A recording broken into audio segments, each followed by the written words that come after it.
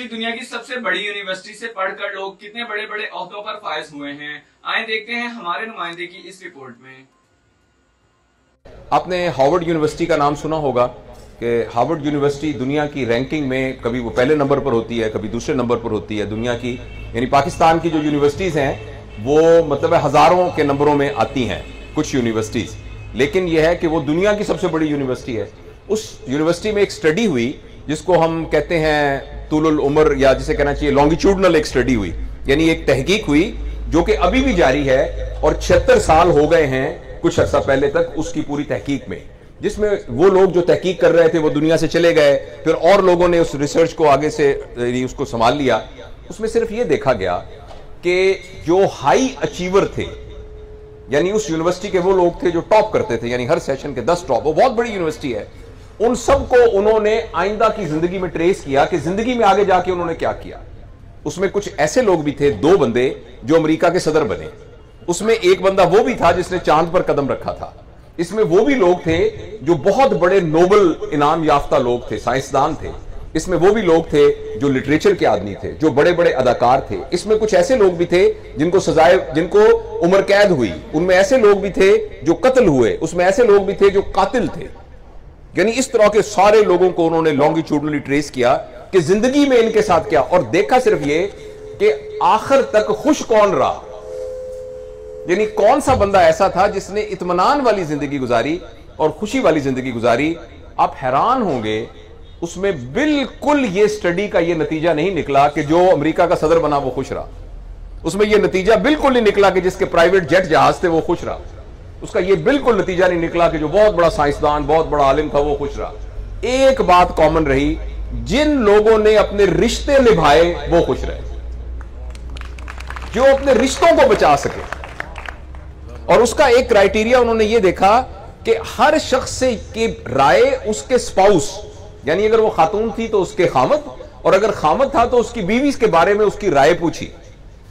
जिस जिस बंदे की के स्पाउस की राय उसके बारे में बिल्कुल ठीक थी, उसमें 95% चांस ये था कि उसने अपनी जिंदगी खुश खुश गुजारी है।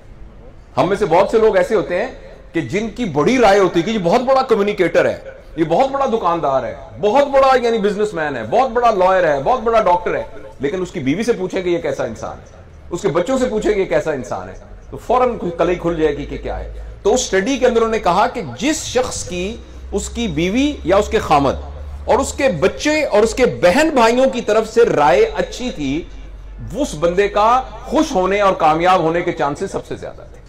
तो इसलिए रिश्तों को निभाना, कि जो लोग अपने रिश्तों को निभा सकते हैं वही लोग हैं जो कामयाब हैं।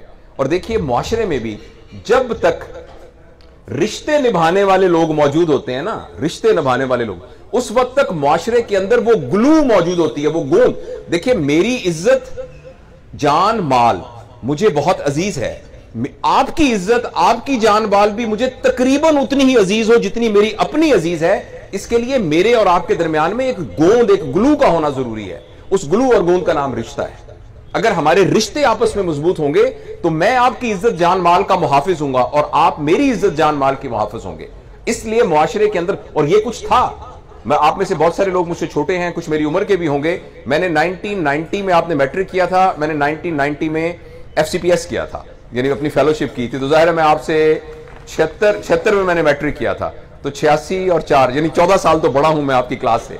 तो और बाकी जो कुछ मेरी उम्र के भी होंगे, कुछ शायद कुछ थोड़ा बहुत बड़े भी हों, तो मैंने माहौल अपनी आंखों से देखा है। मुझे याद है मैं एक दफा सड़क पार कर रहा था, मुल्तान में हम रहते थे, तो हमारे मास्टर जमील साहब थे, तो वहां से गुजरे तो एकदम एक रक्शे के नीचे में आने लगा, लेकिन मैं बच गया। तो एकदम वो साइकिल से उतर के मेरे मुंह पे थप्पड़ मारा, और थप्पड़ मार के तेन शर्म नहीं आती, मां प्यो तू कला पुत्र है, तू सड़क दे विच किवें भज्जा फिरदा, हुण तेरी लत्त टूट जाती, फिर की होया, फिर की हुंदा। अच्छा मैं रोता रोता रोता घर आया और आके मेरे अब्बू ने क्या हुआ, मैंने कहा जी मास्टर चाचा जी जमील ने मुझे थप्पड़ मारा है। वो किसी और स्कूल में मास्टर थे, तो चाचा जी जमील कहते थे कि चाचा जी जमील ने मेरे थप्पड़ मारे है। तो क्या हुआ, मैंने बताया, तो एकदम मेरे वाले साहब ने आगे से पता क्या कहा मुझे, जनरली बाप को क्या कहना चाहिए कि मेरे बेटे को थप्पड़ क्यों मारा है। उन्होंने कहा चंगा कीता, उन्होंने बिल्कुल चंगा कीता, बिल्कुल चंगा कीता। थोड़ी देर में असर की नमाज हुई तो मास्टर जमील दरवाजा खड़खड़ाया, पैन it was enough permission to enter into the home, किसी के घर में दाखिल होने के लिए यह इजाजत काफी थी। पैन इसका मतलब है कि जो खवातीन है वो पर्दा वर्दा कर ले। اور بہن کہہ کے وہ اندر آ جاتے تھے.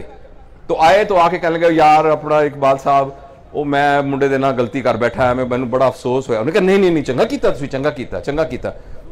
تو یہ یہاں دو مارنیاں سی, آپ صحیح کہہ رہے ہیں. تو میں عرض کرنا چاہتا ہوں یہ محبتیں یہاں موجود تھی, یہ اونرشپ موجود تھی, یہ ہم لوگوں کا تعلق اس معاشرے میں موجود تھا.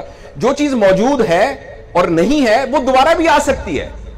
میں آپ کو یقین دلاؤں کہ وہ دوبارہ بھی آ سکتی ہے. میں اور آپ اگر فیصلہ کریں ہم دوبارہ اپنے اندر وہ رشتوں کو قائم کر سکتے ہیں, ان محبتوں کو قائم کر سکتے ہیں, اس اونرشپ کو قائم کر سکتے ہیں, اس اخلاقیات کو قائم کر سکتے ہیں جو کہ معاشرے کو بچاتی ہیں.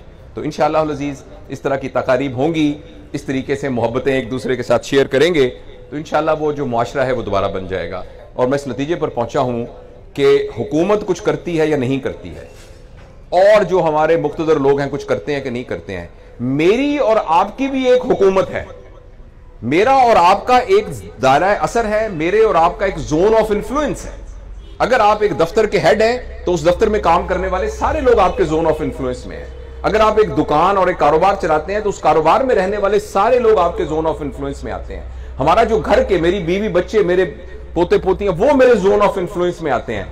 اور کوئی نہیں آتا تو میں خود اکیلا تو اپنے زون آف انفلوئنس میں آتا ہوں. میں پوری دنیا میں کسی اور پر اپنا اثر نہیں دکھا سکتا, میں اپنے آپ کو تو چینج کر سکتا ہوں.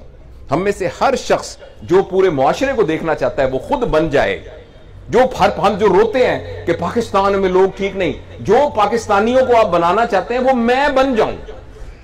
میں کسی ایکسٹرنل انفلوئنس سے متاثر ہو کر اپنے رویے کا فیصلہ نہ کروں. میں اپنے کریکٹر کا فیصلہ اپنی انہیرنٹ, اپنی ابیلٹی کی بنیاد کے اوپر کروں. میں اس لیے نہ بولوں کہ معاشرے میں سچ چل رہا ہے یا جھوٹ چل رہا ہے, میں اس لیے بولوں سچ کہ میں نے سچ بولنا ہے, میں نے ایمانداری کرنی ہے, میں نے کسی کا حق نہیں مارنا. اس لیے نہیں کہ معاشرے میں کیا چل رہا ہے, اس لیے کہ یہ صحیح ہے. تو انشاءاللہ العزیز مجھے تو اللہ کی ذات سے, لوگ کہتے ہیں بڑی مایوسی ہو گئی, معاشرہ بڑا خراب ہو گیا, مجھے تو اللہ کی ذات سے بہت امید ہے کہ انشاءاللہ العزیز میں اور آپ اگر فیصلہ کر لیں گے کہ ہم نے اس دنیا میں جانے سے پہلے اس طرح کا انسان بن کے جانا ہے جو اللہ تعالی ہم سے توقع رکھتے ہیں, اور اس طرح کا انسان بننے جاتا ہوں جس طرح کا انسان بنانے کے لیے نبی کریم صلی اللہ علیہ وسلم اس دنیا میں تشریف لے کے آئے تھے. تو اب میں اور آپ فیصلہ کر لیں. دیکھیں نا, ایک دکان ہے, اس دکان کا نام ہے برف کی دکان, اس میں جو بندہ بیٹھا ہے اس کا نام ہے برف والا. آپ اس کی دکان پہ جائیں گے, وہ آپ کو کیا دے گا؟ برف دے گا. اس کا تو نام ہی برف والا ہے. تو اللہ کا نام ہے ہادی, ہدایت دینے والا. یہ کیسے ہو سکتا ہے کہ میں اور آپ فیصلہ کریں کہ ہم نے ہدایت حاصل کرنی, اللہ کہے میں آپ کو ہدایت نہیں دیتا. رکاوٹ اللہ کی طرف سے نہیں ہے, رکاوٹ ہمارے اپنی طرف سے ہے. ہم نے مانگا نہیں ہے ابھی تک.